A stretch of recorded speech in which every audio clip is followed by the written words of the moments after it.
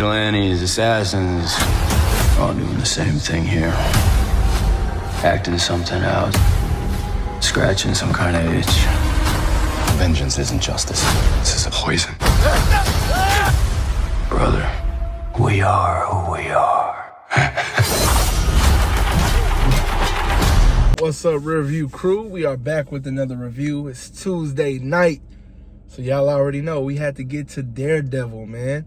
And this is season 2 of Born Again, episode 5. And before we get started with this, man, I want to urge all of you to press that like button on this video, press that follow button as well. I am coming with reviews out the woo-wham for you guys, man. NBA playoffs. We got Daredevil, The Boys, Invincible. Any movie that you can think of, I'm probably gonna do.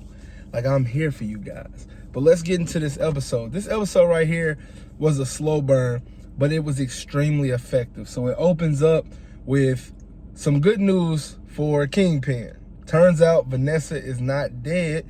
She is just in critical condition. He meets with the doctor, and the doctor's basically like, hey, we're going to do everything that we can in order to save her. We then move over to Daredevil and Bullseye. They are on the run from the anti-vigilante force, and during this time, for both Matt and Wilson Fisk, they're going back and forth from the past to the present, but everything in their past plays a part in what's going on now. For Matt, we get a lot of Foggy in this episode. For all my Foggy fans, this was really good fan service for you guys. Pretty much when they were coming up and they had to get their wings underneath them and they were helping Lionel out, they discovered that the warrant that he was originally arrested for was null and void due to the fact that the address on it was wrong. In legal terms, it means it was never valid, and it can't be used in court, so it's inadmissible, meaning that that guy gets a jail, get out of jail free card. For Wilson, it's all about how he first met Vanessa.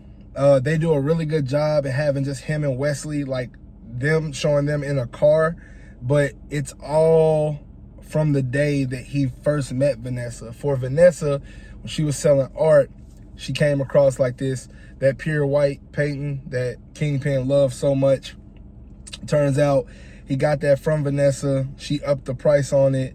Just basically, it felt almost divine for her that she was going to meet someone who would cherish the painting in a way that they would be able to get more than they had bargained for this painting, which turns out to be for Wilson. But how deliberate it was to tell the story from Foggy and Vanessa's standpoint. It was a clear indication that this was about loss. But what did you learn that made you a better person from the people that meant the most to you, pretty much? You know what I mean? So while she's in critical condition, BB comes by to see Daniel and is trying to get an update on it. He's visibly upset because he feels like you shouldn't be here for the story. You should be here for me, if anything. He does reluctantly tell her that Vanessa's in critical condition and that she's not dead. And it turns out that somehow it gets leaked to the press. He thinks it's BB. I don't know. I think BB would have done her own report on it versus giving it to a main source. So I don't know if it was necessarily BB. I think maybe it might be another mole in the Kingpin organization. But we'll find out the next episode, I'm sure. But it was, with Matt's point of view, from Foggy, he learned a valuable lesson about mercy. Although this man is supposed to be going to jail and doing 10 to 12 years, they work out a deal to get him 5 to 6. But he's like, hey, if I go to jail, the organization that I work for has people in the jail cells that are gonna kill me. So it's not gonna be 5 to 6 years. It's going to definitely be 24 hours. I'm going to die. And he learned a lesson on mercy. He ends up saving him. But that is what takes us to present day time. When he leaves Bullseye after the anti-vigilante force finds their way into the church to capture them, he has a revelation of damn near what would Foggy do. So he goes back in to save Bullseye and takes him through the underground passage and gets back to Karen at like their little headquarters or whatever. And Karen's just, her face is kind of like, why you bring him here? They both lost Foggy because of him, but with that mercy, she's probably thinking the same thing. Foggy would have done this. So I thought it was really cool to see that back and forth, like not verbally, but like seeing it visually with the past and the present. I thought it was a really cool touch. Kingpin is, he wants Daredevil and Bullseye like right now, but he wants them alive. And during this time, Daniel is dealing with the guilt of telling BB, where Buck takes him out, goes to get like one of those saw things and a shovel. And Daniel is like, all right, this is definitely for me. He's pleading his case like, I would never do anything to jeopardize this organization. Whatever you're mad about, it was not me. Turns out he just wants to bury a body that he killed. And I think it was the first mate on the on that ship for Wilson Fisk. But yeah, man, the end of the episode, it does lead to a crazy ending where Vanessa does officially die.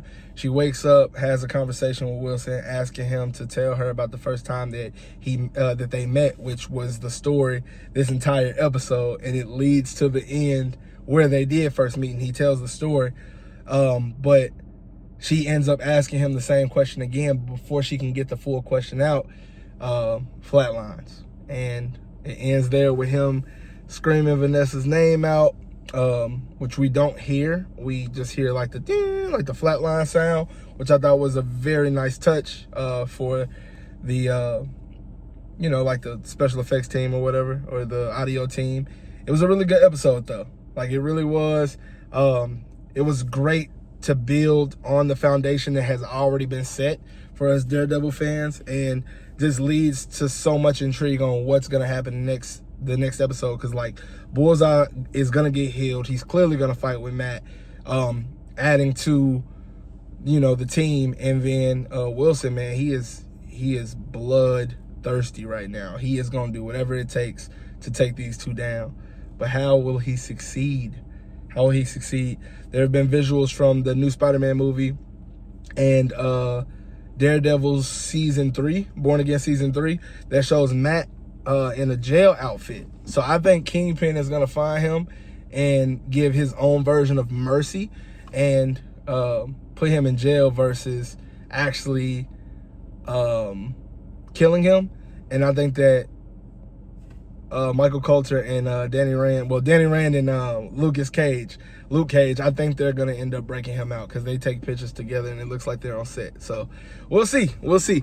That's all the way next season. This season still got a few episodes left. Can't wait to see what they do with it. But if you guys watch Daredevil, let me know in the comment section what you thought about this episode and what you think is gonna happen next. And just like every other time, we are going to leave this one in the rear view.